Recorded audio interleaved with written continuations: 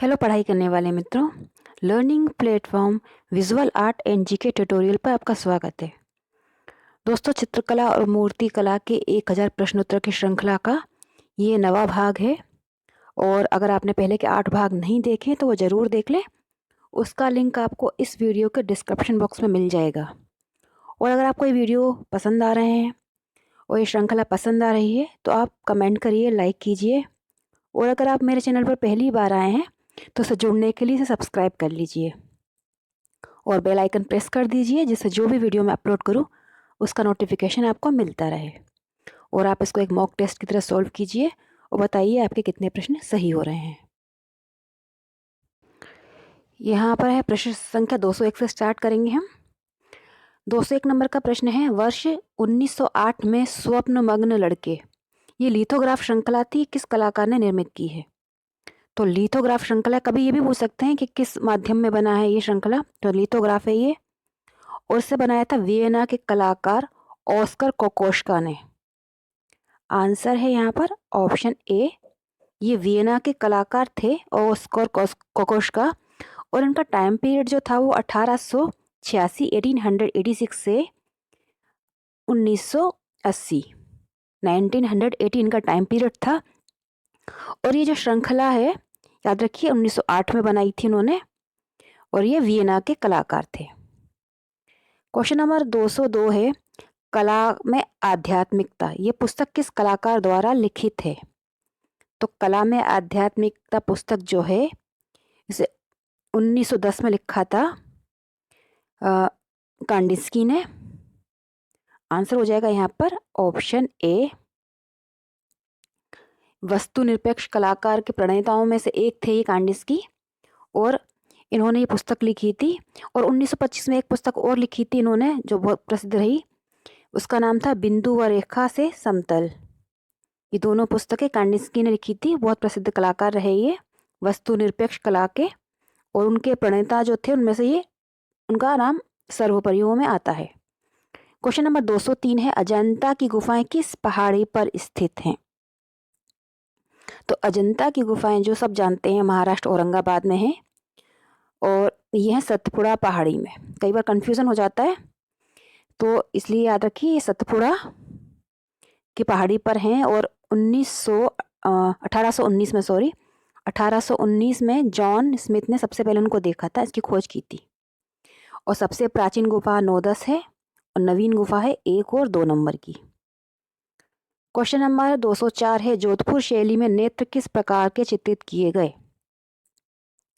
तो जोधपुर शैली जो राजस्थान की प्रमुख शैली है, उसमें जो नेत्र बनाए गए, देखिए अलग अलग स्टाइल जो रही, जैसे कोटा बूंदी, वहाँ पर जो नेत्र बने वो आम जैसे बने।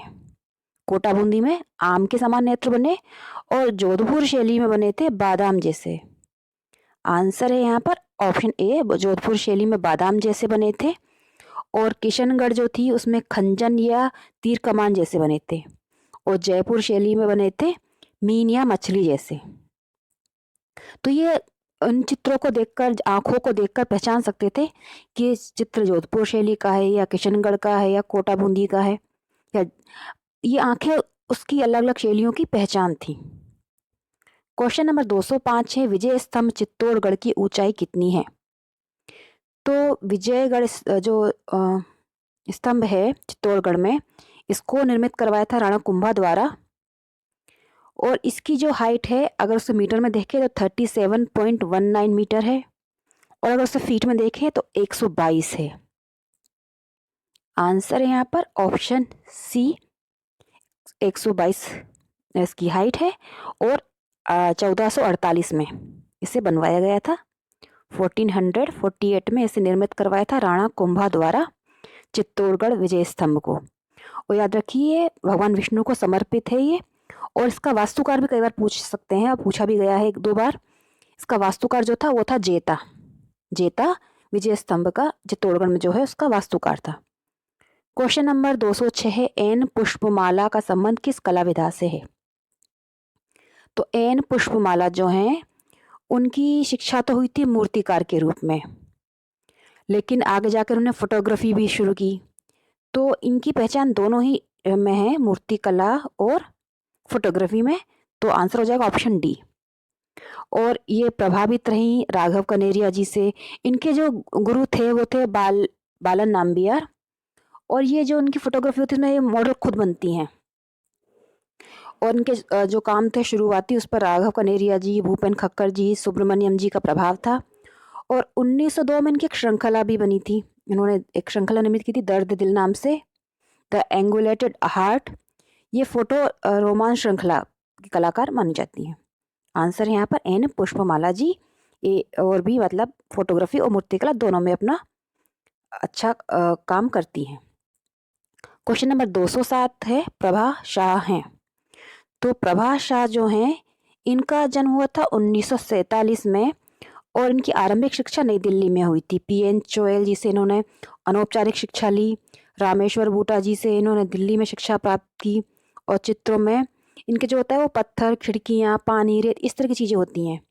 तो ये चित्रकार हैं। आंसर है यहाँ पर ऑप्शन ए। ये बोलने में और सुनने में और बोलने में असमर्थ कलाकार हैं, लेकिन इनके जो चित्र हैं वो उनकी भाषा जो है वो स्पष्ट बोलते हैं। काफ़ी अच्छे चित्र हैं, आप देखिएगा गूगल पर। नेक्स्ट क्वेश्चन है, इस चित्र का शीर्षक क्या है? मैं आपको चित्र दिखाती हूँ। ये चित्र देखिए आप, आपको इसका टाइटल बताना है। ये चित्र है।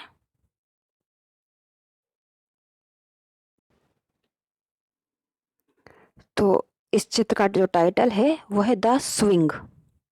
आंसर हो जाएगा यहाँ पर बी, द स्विंग। ये चित्र है यूरोपीय कलाकार का। देखिए क्वेश्चन नंबर 209 है, द स्विंग चित्र कहाँ संग्रहित है? ये चित्र जो है वो कहाँ संग्रहित है? तो गैलरी का नाम है म्यूसी द ओरसाय, जो है पेरिस में।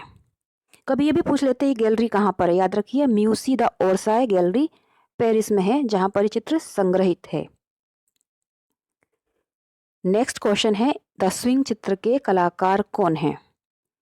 तो द स्विंग चित्र जो है वो बनाया है, आंसर बी, रेनवॉर द्वारा। द स्विंग चित्र जो म्यूसी द ओरसाय पेरिस में संग्रहित है, उनसे बनाया रेनवॉर ने। क्वेश्चन नंबर 211 है, द स्विंग चित्र का माध्यम क्या है? तो ये तो इजी क्वेश्चन है, क्योंकि यूरोपीय चित्र अधिकतर तेल माध्यम में भी बने हैं। आंसर है यहाँ पर ऑप्शन ए। क्वेश्चन नंबर 212 है, जोगेन चौधरी ने कला शिक्षा कहाँ से प्राप्त की?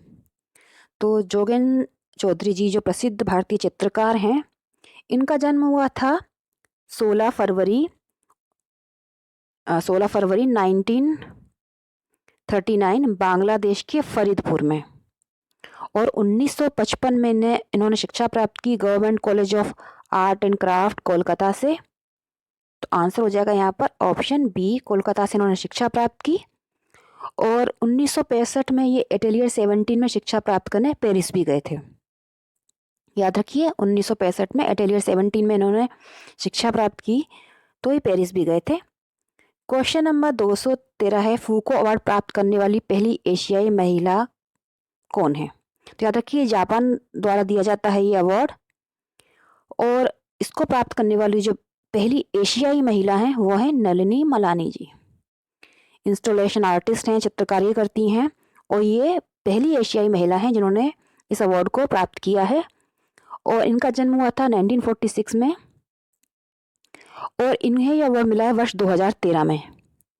याद रखिए वर्ष 2013 में इन्हें यह अवार्ड मिला है। और इनके जो चित्र होते हैं वो धार्मिक संघर्ष, महिला उत्पीड़न, इन पर अधिकतर बनाती हैं। तेल चित्र बनाती है, रंग जल रंग के बनाती हैं, वीडियो इंस्टॉलेशन करती हैं। और इनके जो चित्र हैं वो ग्रीक व हिंदू पौराणिक कथा पर आधारित होते हैं। क्वेश्चन नंबर 214 है, मेवाड़ शैली में कौन से रंग प्रयोग किए जाते थे? तो मेवाड़ शैली जो थी, जिसकी उपशैलियाँ हैं उदयपुर, नाथद्वारा, देवगढ़ और चावंड, ये सब मेवाड़ शैली के अंतर्गत आती हैं। और मेवाड़ जो शैली है उसकी पहचान है लाल और पीला रंग। लाल पीला रंग मेवाड़ शैली की पहचान है, और ये जो है ये राजस्थान की मुख्य शैली है। क्वेश्चन नंबर 215 है, नागराज की प्रतिमा कहाँ पर है? तो नागराज की जो प्रतिमा है, कभी ये पूछ सकते हैं किस काल में बनी या किस गुफा में बनी, या गुफा नंबर क्या है। तो पहले आपको बता दूं, प्रतिमा जो है ये अजंता में है। आंसर यहाँ पर ऑप्शन बी, नागराज की प्रतिमा अजंता की गुफा नंबर 19 में है। गुफा पूछें तो गुफा है 19 नंबर की, 19 नंबर की गुफा में है ये, और ये गुप्तकालीन है। और गुप्तकालीन जो कला रही है उसको, गुप्तकाल को स्वर्ण युग बनाने का जो श्रेय जाता है वो चंद्रगुप्त विक्रमादित्य को जाता है। नागराज की प्रतिमा है अजंता की गुफा नंबर 19 में। क्वेश्चन नंबर 216 है, नालंदा विश्वविद्यालय की स्थापना किसने की? तो नालंदा विश्वविद्यालय की स्थापना की थी कुमार गुप्त ने। आंसर है यहाँ पर ऑप्शन डी, कुमार गुप्त द्वारा स्थापित हुआ था। ये बिहार में है।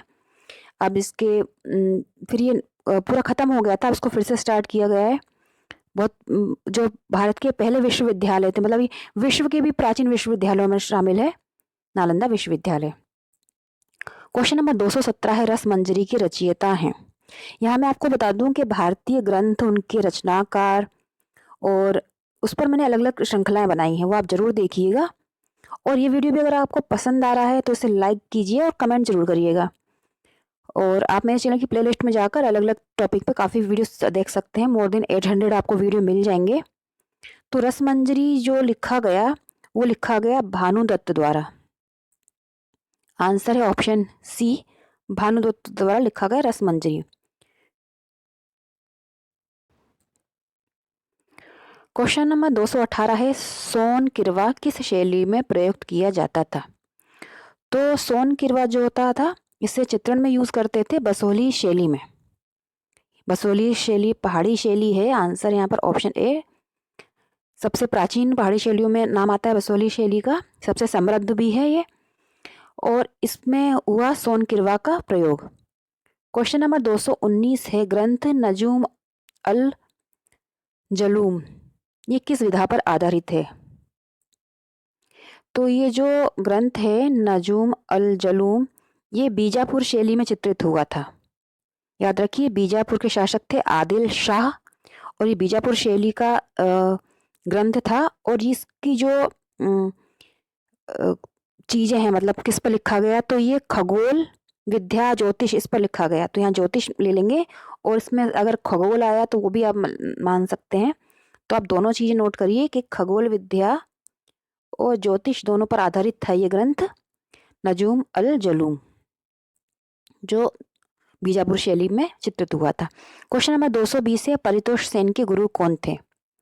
तो परितोष सेन जी थे जो उनके गुरु थे डीपी राय चौधरी जी। आंसर है ऑप्शन ए, डीपी राय चौधरी जी परितोष सेन के गुरु थे। नेक्स्ट क्वेश्चन है 221, दिलवाड़ा के अधिकांश देवालय में किसकी प्रतिमा है? तो दिलवाड़ा माउंट आबू राजस्थान में जो है, इसमें जो अधिकतर प्रतिमाएं बनाई गई हैं वो जैन धर्म की हैं, जो आदिनाथ व ऋषभनाथ पर हैं। तो आंसर हो जाएगा ऑप्शन डी, बी और सी दोनों।